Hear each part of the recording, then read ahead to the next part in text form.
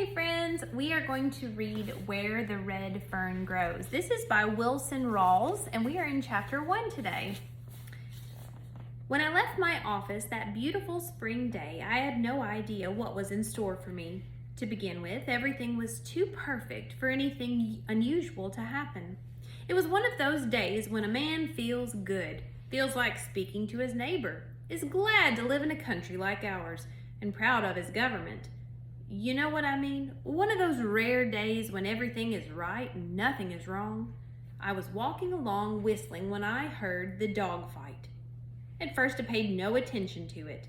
After all, it wasn't anything to get excited about, just another dog fight in a residential section. As the sound of the fight grew near, I could tell there were quite a few dogs mixed up in it. They boiled out of an alley, turned, and headed straight toward me. Not wanting to get bitten or run over, I moved over to the edge of the sidewalk. I could see that all the dogs were fighting one. About 25 feet from me, they caught him, and down he went. I felt sorry for the unfortunate one. I knew if something wasn't done quickly, the sanitation department would have to pick up a dead dog. I was trying to make up my mind to help when I got a surprise. Up out of that snarling, growling, slashing mass reared an old red-bone hound. For a second I saw him. I caught my breath. I couldn't believe what I'd seen. Twisting and slashing, he fought his way through the pack and backed up under the low branches of a hedge. Growling and snarling, they formed a half-moon circle around him. A big bird dog, bolder than the others, darted in. The hedge shook as he tangled with the hound. He came out so fast he fell over backwards. I saw that his right ear was split wide open. It was too much for him, and he took off down the street squalling like a scalded cat. A big ugly cur tried his luck. He didn't get off so easy.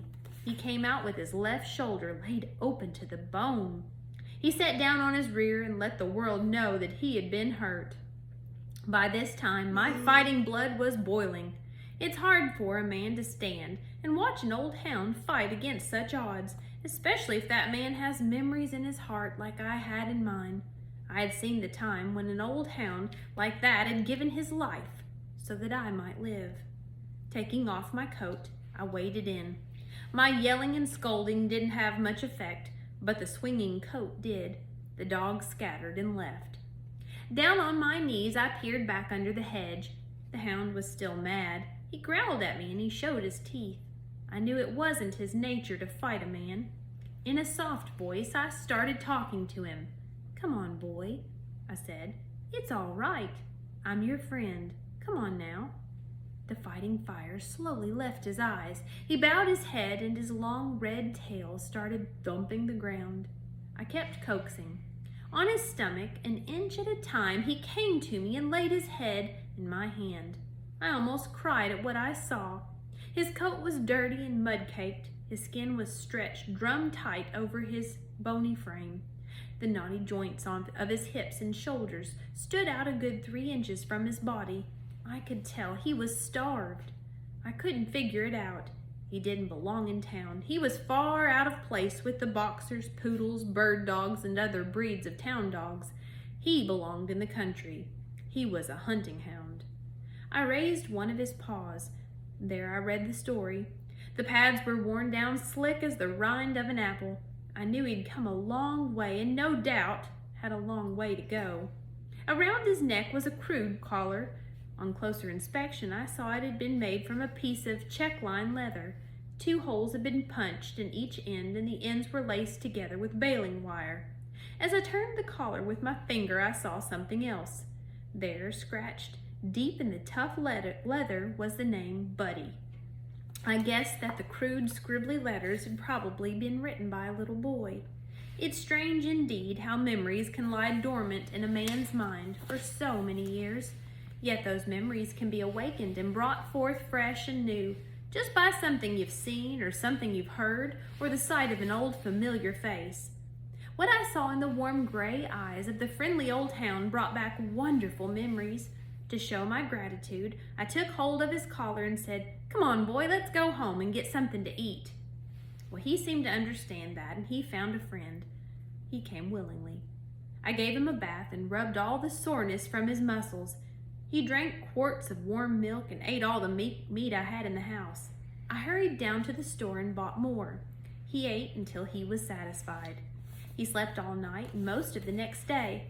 Late in the afternoon, he grew restless. I told him I understood, and as soon as it was dark, he could be on his way. I figured he had much better chance if he left town at night. That evening, a little after sundown, I opened the back gate. He walked out, stopped, turned around, and looked at me. He thanked me by wagging his tail. With tears in my eyes, I said, "You're more than welcome, old fella. In fact, you could have stayed here as long as you wanted to." He whined and licked my hand. I was wondering which way he would go. With one final whimper, he turned and headed east. I couldn't help smiling as I watched him trot down the alley. I noticed the way his hindquarters shifted over to the right, never in line with the front, yet always in perfect rhythm. His long ears flopped up and down, keeping time with the jogging motion of his body. Yes, they were all there, the unmistakable marks of a hunting hound. Where the alley emptied into the street, he stopped and looked back. I waved my hand. As I watched him disappear in the twilight shadows, I whispered these words, "Goodbye, old fella. Good luck and good hunting." I didn't have to let him go. I could have kept him in my backyard, but to pin up a dog like that is a sin. It would have broken his heart. The will to live would have slowly left his body. I had no idea where he had come from or where he was going. Perhaps it wasn't too far, or maybe it was a long, long way. I tried to make myself believe that his home was in the Ozark Mountains somewhere in Missouri or Oklahoma. It wasn't impossible, even though it was a long way from the Snake River Valley in Idaho. I figured something drastic must have happened in his life, as it is very unusual for a hound to be traveling all alone. Perhaps he'd been stolen, or maybe he'd been sold for some much-needed money. Whatever it was that had interrupted his life, he was trying to straighten it out. He was going home to the master he loved, and with the help of God, he would make it. To him it made no difference how long the road or how rough and rocky. His old red feet would keep jogging along, on and on, mile after mile. There would be no crying or giving up. When his feet grew tired and weary, he would curl up in the weeds and rest. Water from a rain puddle or a mountain stream would quench his thirst and cool his hot, dry throat. Food found along the highway or the offerings from a friendly hand would ease the pangs of hunger.